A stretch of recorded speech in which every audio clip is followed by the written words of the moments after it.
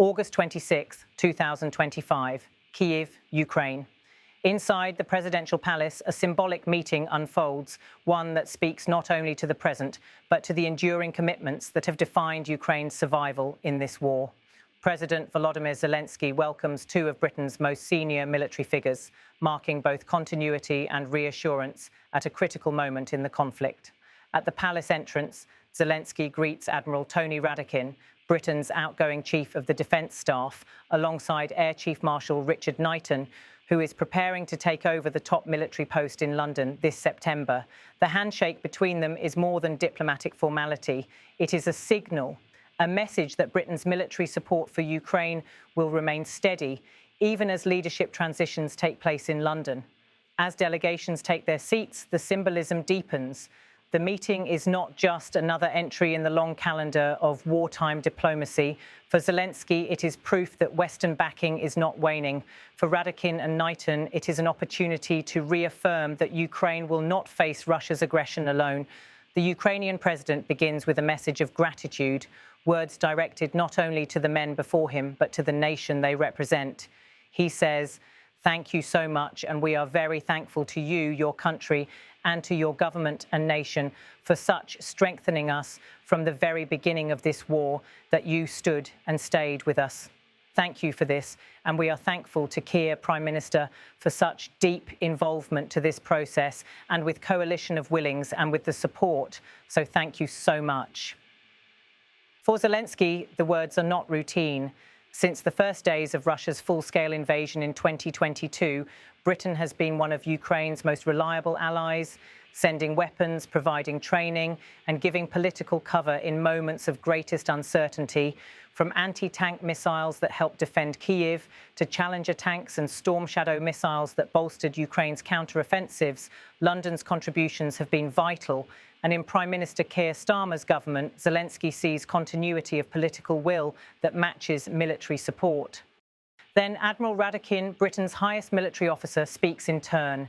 His words carry the weight of 4 years at the helm of the UK's armed forces. He says, "I did a speech last week where I had to name-check every Prime Minister for their support to me over my time, 4 years as Chief of Defence, but this is also about introducing Rich, and to stress that our support to you and Ukraine is not personality-dependent, it's nation-dependent, and Rich will continue that level of support in exactly the same way that you would expect." For Zelensky, the assurance is clear. Britain's backing is not about one leader or one general. It is about institutions. It is about a nation that has staked its reputation and its security interests on standing with Ukraine for as long as necessary. Knighton's presence at the table is the proof of that message, a bridge between past support and future commitments. Since 2022, Britain's role has gone beyond the battlefield. It has been a diplomatic force in Europe, urging partners not to waver, and a military trainer preparing tens of thousands of Ukrainian soldiers for combat. The United Kingdom has been a voice of constancy in NATO, ensuring that Ukraine's struggle remains central to Western security planning. Today's meeting reinforces that narrative. For Zelensky, whose presidency is defined by war, each encounter with allies must serve multiple purposes: to reassure his own people, to strengthen ties with partners, and to signal to Moscow that Ukraine is not isolated. This meeting accomplishes all three. The reassurance to Ukrainians is perhaps the most critical. In a country where war has entered its 4th year, fatigue is natural. Soldiers return home with stories of brutal combat. Families endure long nights of air raid sirens. Civilians live with uncertainty about the future. For them, images of Zelensky sitting across from Britain's top commanders are more than political theatre. They are evidence that powerful nations still stand behind Ukraine's fight for survival. At the same time, the message to Moscow is undeniable. The Kremlin has wagered that time is on its side, that the West will grow distracted or divided. But today's images, a handshake in Kyiv, a pledge repeated, a new commander introduced, are reminders that Britain's support, and by extension the support of much of the Western alliance, will not fade with elections or leadership changes. It is locked into the fabric of national policy. For Richard Knighton, soon to take over as Chief of the Defence Staff, today is also a moment of symbolism.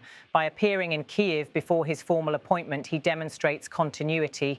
He represents an unbroken line of military partnership. And for Ukraine, that assurance is critical. Leaders come and go, but commitments endure. The meeting also reflects the broader historical ties between Britain and Ukraine's struggle. Decades ago, Britain stood as one of Europe's most unyielding defenders against aggression in the Second World War. Today, Kyiv draws on that same tradition of resilience. For Zelensky, Britain's example is both practical and symbolic, an ally whose endurance against a powerful adversary once helped turn the tide of history. Strategically, the significance of British backing cannot be overstated. Military aid is not only about hardware, it is about time. Time for Ukraine to hold the line, time for partners to align strategies, time for Western industries to produce more weapons and ammunition. Britain's contributions are a lifeline, not only because of their quality, but because of the political signal they send. As the meeting concludes, cameras capture the final moments. The handshake between Zelensky, Radakin and Knighton, framed by Ukrainian and British flags. The images will circulate across Europe and beyond, reinforcing the idea that Ukraine's fight is not a solitary one.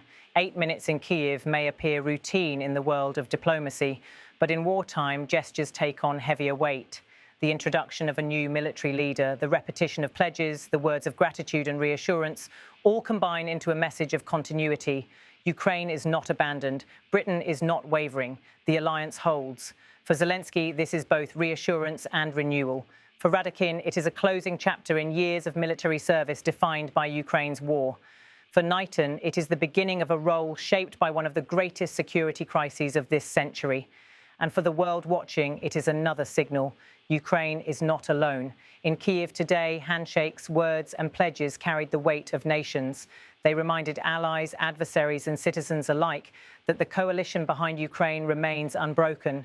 And they underscored a truth that Moscow cannot ignore. Western resolve is not bound to individuals, but to nations determined to resist aggression. Mr. President, very good to see you again. How are you? Yeah, very well, thank you. Thank you for having us again. Thank you so much. And this is my relief, the new Chief of Defence next week. Very good to meet you. Very good to meet you. Thank you so much. Thanks for coming. How many times you've been here since this work started? So I think it's about 15 times. Yes. And that includes also some border meetings. Yeah. But it's